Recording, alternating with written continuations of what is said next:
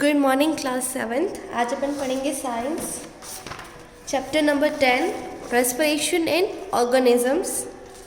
आज अपन breathing in other animals से start करेंगे। Different organisms have different methods of breathing. In simple organisms like amoeba, there is a simple diffusion of gases through the body surface. No special organs are present like the lungs in human beings. Lungs are also present in many other animals like the cows, goats, dogs, frogs, lizards, snakes, birds, lions and elephants. तो हर organisms के पास क्या है, अलग अलग method होता है breathing करने का। जैसे एमीबा का क्या है, उसकी बॉडी सरफेस पे ही गैसेस का एक्सचेंज हो जाता है। तो अमीबा के पास जो है ब्रीथिंग करने के लिए कोई स्पेशल ऑर्गन नहीं है। ह्यूमन बीइंग के पास स्पेशल ऑर्गन है लंग्स। तो अमीबा के पास ऐसा कोई स्पेशल ऑर्गन नहीं है ब्रीथ करने के लिए।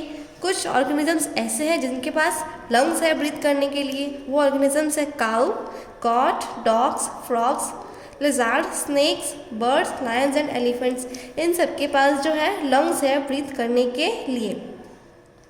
किसी किसी ऑर्गेनिजम्स के पास लंग्स है, किसी के पास अलग ऑर्गन है। जैसे कि cockroach, earthworm, frog and aquatic animals like fish. Fish के पास जो है रेस्पायर करने के लिए गिल्स है। तो अपन यहाँ पे जो अलग अलग ऑर्गेनिजम्स के पास कौन कौन से ऑर्गन्स है रेस्पायर करने के लिए, उसके बारे में पढ़ेंगे। Breathing in earthworms. Earthworm breathe कैसे करते हैं? अर्थवर्म की जो स्किन होती है वो मॉइस्ट स्किन होती है, तो वो अपनी स्किन के थ्रू रेस्पायर करते हैं। उनकी स्किन के यहीं पे स्किन के सरफेस पे जो है गैसेस का एक्सचेंज होता है। Earthworms breathe through their skins. Earthworm जो है अपनी स्किन से ब्रीथ करते हैं। The skin of an earthworm is moist. Earthworm की स्किन जो होती है वो मॉइस्ट होती है। Exchange of gases take place through the moist skin. इनकी मॉइस्ट स्किन के यहाँ पे जो है गैसेस का एक्सचेंज होता है। Breathing in cockroaches. कॉकरोच कैसे ब्रीथ करते हैं? तो कॉकरोच के यहाँ पे साइड में स्प्रिकल्स होते हैं, कुछ ओपनिंग होती है, ऐसे स्प्रिकल्स कहा जाता है, और जो है ट्रेकिया के थ्रू गैसेस का एक्सचेंज करते हैं। In cockroaches and other insects, oxygen is taken inside the body through small opening present on the sides of the body. Cockroaches या फिर दूसरे इंसेक्ट्स में देखिए क्या होते हैं, इनकी जो साइड्स में कुछ ओपनिंग्स होती है जिसे स्प्रिकल कहा जाता है। तो उन ओपनिंग के थ्रू क्या है, ऑक्सीजन इनकी बॉडी में एंटर होती है। The openings are connected internally with a network of air tubes called trachea for air gas exchange. तो देखिए ये जो ओपनिंग होगी ये इंटरनली किससे कनेक्ट होगी? एक एयर ट्यूब्स का नेटवर्क होगा, उसे ट्रैकिया कहा जाता है। यहाँ पे क्या होगा, गैसेस का एक्सचेंज होगा। Oxygen rich air enter through स्प्रिकल्स into the tracheal tube diffuses into the body tissues and thus reaching every cell of the body. तो देखिए स्प्रिकल्स के थ्रू ऑक्सीजन एंटर होती है, ट्रैकियल के यहाँ गैसेस का डिफ्यूजन होता है और यहीं से जो है पूरे टिश्यूज तक जो है ऑक्सीजन पहुँचा दी जाती है।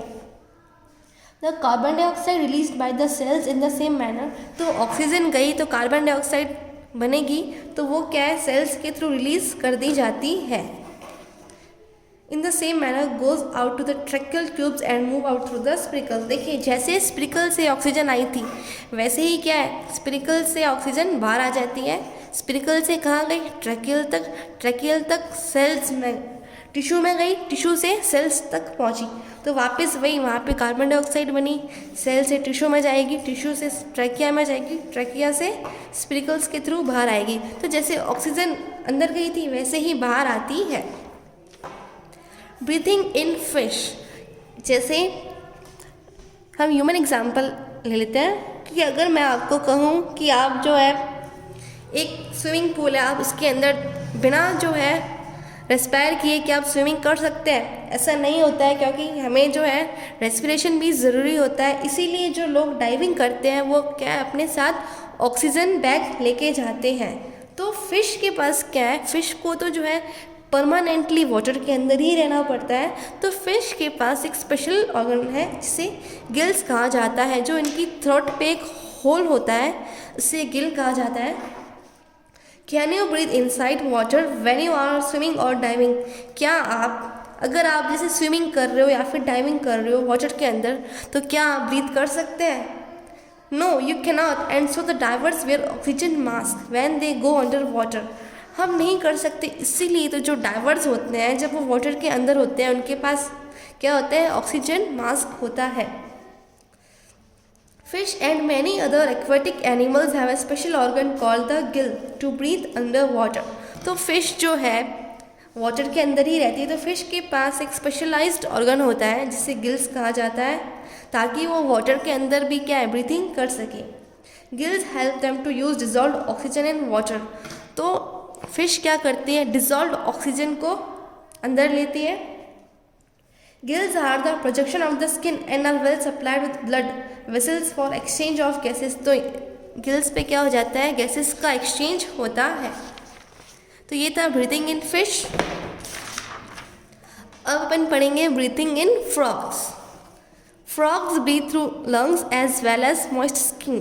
फ्रॉग्स में देखिए लंग्स भी होता है, फ्रॉग क्या कर सकते हैं, लंग्स के थ्रू भी ब्रीथ कर सकते हैं और मॉइस्ट स्किन के थ्रू भी रेस्पायर कर सकते हैं। ऑन लैंड, देखिए फ्रॉग जो होता है लैंड के अंदर भी होता है, वाटर के अंदर भी ये सर्वाइव करता है। तो on land a frog breathes through his nostrils in the air finally reaches the lungs and as in human beings when in water it to breathe through its moist skin. तो जब frog land पे होता है तो जैसे human beings breathe करते हैं वैसे ये करता है, ये नॉस्ट्रिल्स के थ्रू ऑक्सीजन को लेता है और वो ऑक्सीजन लंग तक जाती है। तो जब ये लैंड पे होगा तब ये नॉस्ट्रिल्स एस्पायर करेगा, ठीक है, लंग से, लेकिन जब ये वाटर के अंदर होगा तो ये मॉइस्ट स्किन से ब्रीथिंग करेगा।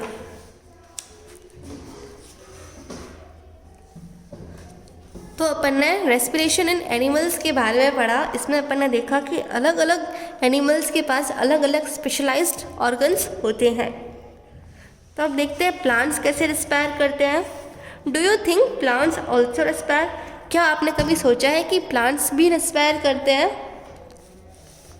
Yes, like all other living organisms plants also respire for their survival.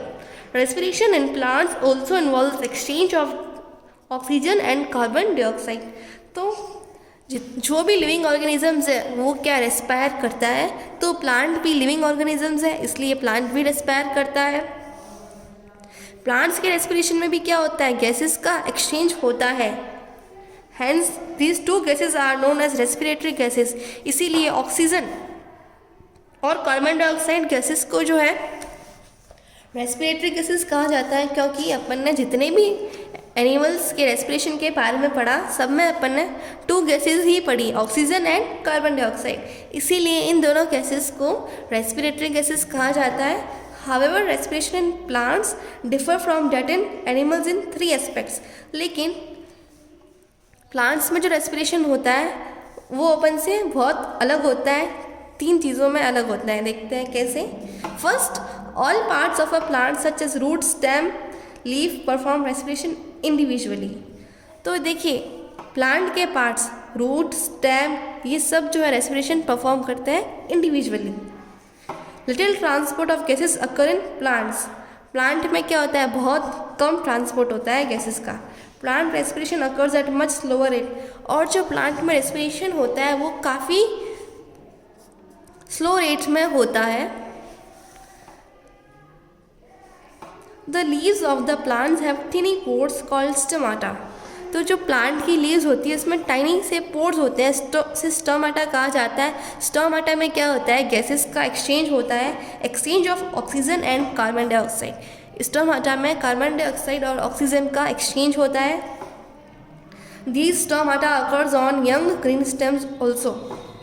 ये स्टोमाटा देखिए जब ग्रीन स्टेम्स में भी हो सकता है स्टोमाटा, लेकिन जब क्या स्टेम जो है जैसे प्लांट बड़ा हो जाता है, स्टेम पुरानी हो जाती है, ओल्ड हो जाती है, तो वो देखिए बार्क बन जाता है ट्री का, तब क्या होता है, तब वो गैसेस एक्सचेंज कैसे करेगा, क्योंकि अब स्टोमाटा तो है नहीं।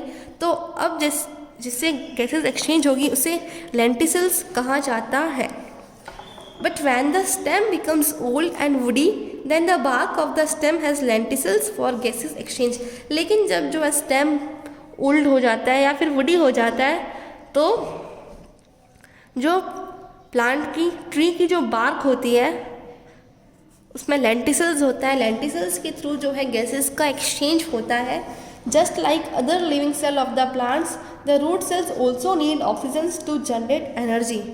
तो देखिए जैसे प्लांट्स की सारी सेल्स को ऑक्सीजन चाहिए, रूट सेल को भी क्या चाहिए, ऑक्सीजन चाहिए। किसके लिए, एनर्जी के लिए। Roots have many root hair which take up air from the air species present between the soil particles. तो रूट्स के अंदर कुछ रूट हेयर होते हैं जो कि क्या करता है, जो एयर लेने का काम करता है। जो सॉइल पार्टिकल्स के बीच में जो एयर स्पीसीज होते हैं उसमें से वो रूट हेयर क्या करते हैं, उसमें से एयर लेने का काम करते हैं। Older portion of the roots do not have root hairs. लेकिन जो रूट का पहले वाला पोर्शन है जो ओल्ड हो चुका है वो क्या है, उनके पास रूट हेयर नहीं होते हैं। They are covered with a protective layer of dead cells having tiny opening called lenticels. तो ओल्डर रूट के पास क्या रूट हेयर्स तो है नहीं, तो वो उसके ऊपर एक कवरिंग की जाती है जिसके अंदर डेड सेल्स की कवरिंग की जाती है। उस ओपनिंग को कहा जाता है lenticels, through which gases exchange occur between the soil and inner living cell. इससे क्या है, गैसेज का एक्सचेंज होता है किसके बीच में, सॉइल के बीच में और इनर लिविंग सेल्स के बीच में।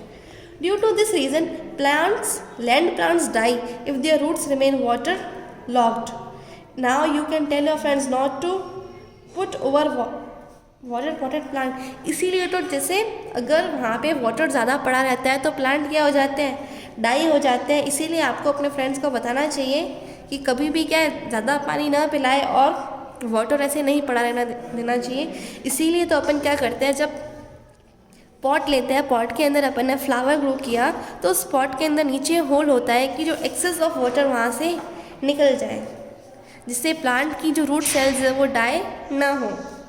Thus we find that respiration is a vital biological process. तो अपन ने इस पूरे चैप्टर में पढ़ा कि जो रेस्पिरेशन क्या है, बहुत ही इंपॉर्टेंट बायोलॉजिकल प्रोसेस है। हर ऑर्गेनिजम्स को क्या है, ऑक्सीजन चाहिए रेस्पायर करने के लिए। रेस्पिरेशन बहुत ही इंपॉर्टेंट प्रोसेस है क्योंकि रेस्पिरेशन से हमें एनर्जी मिलती है और हर लिविंग ऑर्गेनिजम्स को एनर्जी चाहिए बहुत सारे टास्क करने के लिए। All living organisms need to respire to get the energy needed for their living and survival. अपन को जो है अपने सर्वाइवल के लिए एनर्जी चाहिए और वो एनर्जी हमें रेस्पिरेशन से ही मिलती है। Both breathing and respiration are not the same. रेस्पिरेशन और ब्रीथिंग दोनों सेम प्रोसेसेस नहीं है, लेकिन अपन कह सकते हैं कि ये जो ब्रीथिंग है वो रेस्पिरेशन का एक पार्ट है। दे आर क्वाइट डिफरेंट, दोनों अलग अलग है। Breathing occurs in a single step. Breathing एक सिंगल स्टेप में होती है जबकि रेस्पिरेशन क्या है, 2 स्टेप में कंप्लीट होती है। The first step of respiration is breathing और mechanism of exchange of gases. तो पहला रेस्पिरेशन का पहला स्टेप क्या है, ब्रीथिंग, जहाँ पे क्या होगा, गैसेस का एक्सचेंज होगा। And the second step is the oxidation of digested food occurring in the cells in order to release energy. Second step क्या है, डाइजेस्टेड फूड का ऑक्सीडेशन होना। तो रेस्पिरेशन में 2 स्टेप्स होते हैं। फर्स्ट स्टेप में ये है कि ब्रीथिंग, जहाँ पे गैसेस का एक्सचेंज होगा। सेकंड ये है कि जो डाइजेस्टेड फूड है उसका ऑक्सीडेशन होगा। तो चैप्टर आपका ये कंप्लीट होता है। इसके क्वेश्चन आंसर्स आपको अगले लेक्चर में करवाएंगे।